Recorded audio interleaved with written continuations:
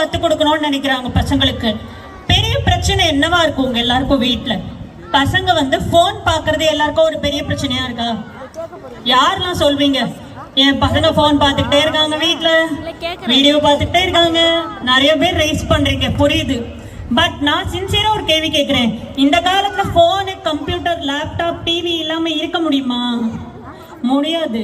பசங்களை மட்டும் பார்க்காதன்னு சொல்றோம், ஆனா நாம என்ன பண்றோம்? நாமளும் பாக்குறோம்ல. நானும் பாக்குறேன், எனக்கும் வேலை லேப்டாப்ல தான், இல்லைன்னு சொல்ல. நானும் ஐபேட் பாக்குறேன். ஒரு நாள் ஒரு படம் பார்க்கணும்ப்பா, ஃப்ரீயா இருக்கும் போது தோணும். ஒரு பாட்டு கேட்கணும்ப்பா, கார் ஓட்டும் போதுன்னு தோணும். அதெல்லாம் பண்ணாம இருக்க முடியுமா? அதனால நான் யோசிச்சேன், என்ன செஞ்சா பசங்க வந்து அந்த போனை கொஞ்சமா யூஸ் பண்ணணும், ரொம்ப யூஸ் பண்ணக்கூடாது. எல்லாமே கத்துக்கணும். போன் யூஸ் பண்ண கத்துக்கணும், நாளைக்கு கோடிங் கத்துக்கணும், இன்ஜினியர் ஆகணும், டெக்னாலஜி வேணும், மேக்ஸ் வேணும், இன்ஜினியரிங் வேணும். அப்ப என்ன பண்ணலாம் நம்ம? ஸோ நான் என்ன நினைச்சேன், அம்மாவா நான் சில விஷயங்கள் வீட்டுல செஞ்சேன், அதெல்லாம் உங்க பேரண்ட்ஸ்ட சொன்னா நீங்க ட்ரை பண்ணி பாருங்க அப்படின்னு. ஸ்ட்ரெயிட் அப் ஐடியாஸ் தான், சிம்பிளா சொல்லிடுங்க. நீ போன் பார்க்கலாம்ப்பா, ஆனா ஏன் ரூல்ஸ் படி நீ பாரு அப்படின்னு முதல்லயே சொல்லிடுங்க. சாப்பிடும் போது போன் பார்க்க கூடாது, நீங்களும் பார்க்க கூடாது, அவங்களும் பார்க்க கூடாது. சாப்பாடு சாப்பிடும் போது சாப்பாடை பாருங்க, என்ன கலர்ல உங்களுடைய காய் இருக்கு, இன்னைக்கு கிரீன் கலர் காயா, பிங்க் கலர் காயா, ஒயிட் கலர் காயான்னு பார்த்து சாப்பிடுங்க. ரைஸா, தோசையா, சப்பாத்தியான்னு பார்த்து சாப்பிடுங்க. போனை பார்க்காதீங்கன்னு சொல்லுங்க. சாப்பிடுறச்சே போன் பார்க்காத.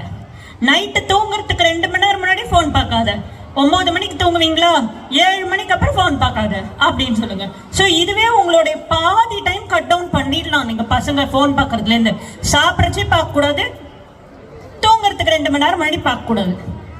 செகண்ட் திங், கண்டென்ட்டை கண்ட்ரோல் பண்ணுங்க. என்ன பார்க்கறாங்கன்னு கவனிங்க, கேளுங்க. நீ தானே போன் பார்த்துட்டு இருந்தேப்பா, என்ன பார்த்த?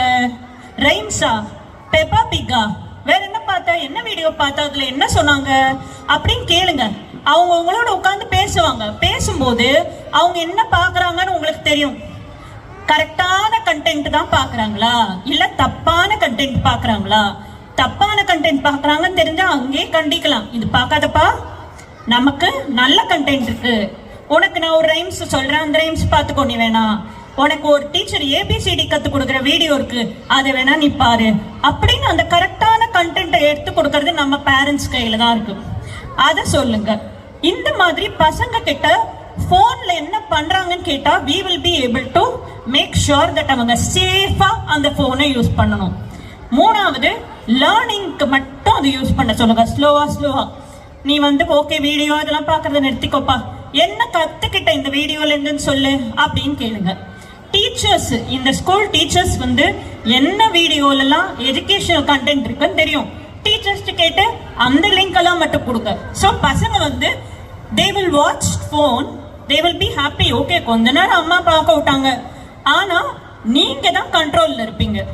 So you take control of the children of what they are வாட்சிங், but still give them the freedom to learn technology and use the phone. So this is straight up advice that I can give you. So parents, I hope this little bit of advice helps you. ஏன்னா இங்க நான் மேடையில chief கெஸ்டா பேசல, ஒரு பேரண்டா தான் பேசினேன். என் பையனை வீட்டுல விட்டு வந்திருக்கேன், யோசிச்சுட்டு இருக்கேன், ஐயோ இப்ப போன் பாக்குறானா அப்படின்னு. ஸோ எல்லாரும் அதே சேம் பிளேஸ்ல தான் இருக்கிறோம் as parents. And I want to conclude this by saying that you have chosen a wonderful school for your child to study. And இந்த மாதிரி ஒரு அமேசிங்கான ப்ரோக்ராம்க்கு என்ன இன்வைட் பண்ணதுக்கு ரொம்ப தேங்க்ஸ். உங்க பசங்க யூகேஜி கிராஜுவேஷன் மட்டும் இல்ல, நாளைக்கு 10th படிச்சு, 12th படிச்சு, காலேஜ் முடிச்சு, போஸ்ட் கிராஜுவேஷன் படிச்சு, மிக மிக மிக எத்தனையோ கிராஜுவேஷன் இருக்கு இந்த லைஃப்ல அச்சீவ் பண்றதுக்கு. I want each and every child studying and getting this here today to graduate many times in their life, continue learning forever, and also be very very successful in whatever they want to do in future. And